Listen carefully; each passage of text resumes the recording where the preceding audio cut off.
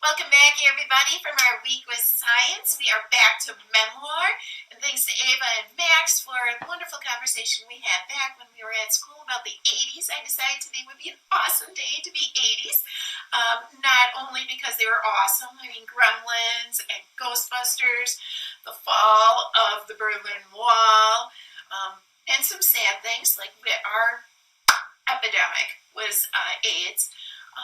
But we also had some wonderful music, and it just so happened 1988 and 1989, I was in middle school. So I was actually in 8th grade, so I'm going to share my example from the 8th grade on 80s Day. Today we're going to talk a lot about dialogue. After all, the 80s was the Valley Girl, she was so, her butt is so big. All those wonderful times, and we're going to review some of the rules of dialogue right now. So as always, you're going to go to Classroom, and you're going to see your directions. The title of this is Dialogue Memoir. You're going to watch your Edpuzzle, what you're doing right now. You're going to read for 50 minutes and document your pages in your book, as always. And then we're going to write a memoir. Please make sure you click in to go to our Classroom site. And on there, you will find a plethora of helpful things, including my reader's notebook. And what I want to go through right now, some basic rules about dialogue. First of all, every time there's a new speaker, you need to start a new paragraph for each speaker. Okay, make sure the reader knows who's talking, and make sure you have a balance, a mix between action and talking. All characters should have equal say, and they should resolve the discussion, hopefully by the end of the page or so. Okay, I'm going to show you my example now. Most of you, dialogue is a review. But I also want to talk a little bit about punctuation when we get to dialogue. Now, we went, holy man, March 16th was the first day that we started doing our notebooks. And here I am at the very end, April 19th. I also have a quick link on our site, April 6th. We took a little bit of a break there. Okay, so here is mine. 3 to a seat, 6 across. Large textbooks, notebooks, and instruments pressed against our stomachs as the bus rattled to the south side. The bus route, my bus route, we dreaded the route of the city. Sorry, we were the dreaded route of the city. It wasn't only unusual for you to lose, aka it was stolen, half your homework, but also your coat. On more than one occasion, fires were lit in the back. I am not certain how, as there was a definite lack of oxygen on board. Imagine the stench of 72 pubescent middle school bodies sandwiched in one small space. Ding, ding, ding, the end of the school day, and a mad dash to the gym where I lined up with the other prisoners, heading home on bus 454.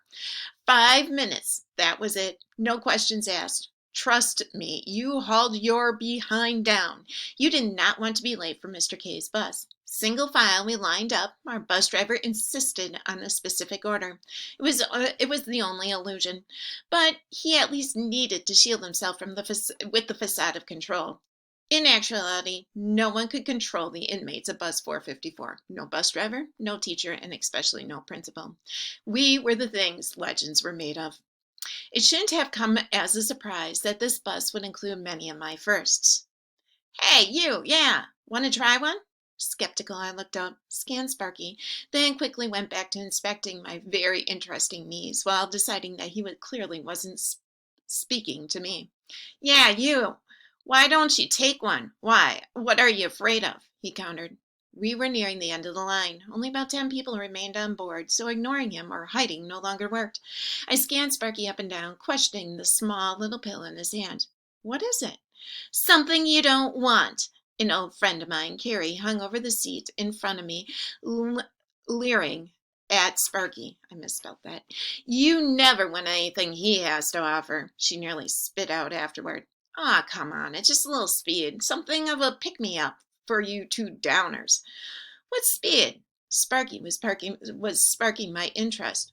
Uh-oh, I forgot quotation marks. After all, this little thing sounded like it might give me a little boost, and I had basketball practice tonight. It's just a little something to light a little fire under you, kind of like caffeine. It'll wake you up.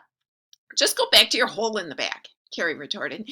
Can't you see we're not interested? I really want you to pay attention to some of the punctuation here. There's a comma in the quotation marks, right? Carrie retorted, that's in the middle. Then there's a comma followed by more quotation marks and a period. Wait a minute. Maybe I am. How much do you want? I was sick of being fat, slow, and ugly.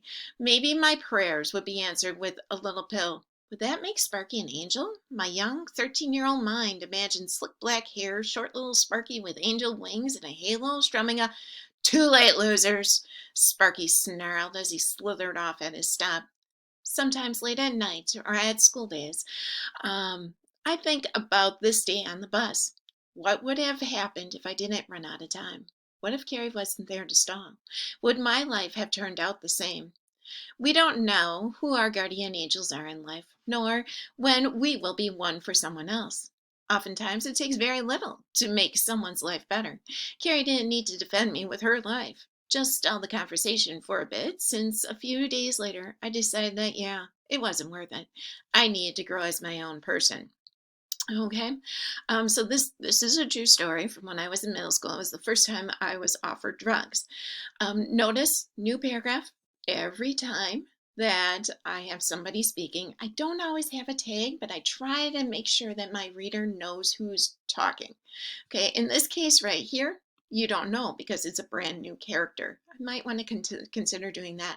I also don't know if I like this first paragraph. I'm considering getting rid of that, but I love the stench of 72 pubescent middle school bodies so much, sandwiched in ones. I love that phrase, so it's really hard for me to axe it. And right now I'm not worried about revisions. All right, so today, please make sure that you're using some kind of dialogue in yours. Please make sure, new paragraph for each speaker, commas.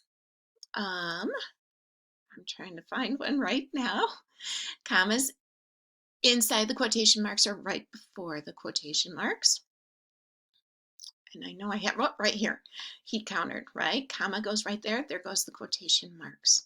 All right. Questions, please contact me. I am available email, phone. I've given my phone a ton of times. And I'm also starting Watch Classroom. I am starting open sessions where I will be online and you just have to pop in and say hi, talk for a bit, ask questions. It's up to you. Have a wonderful day.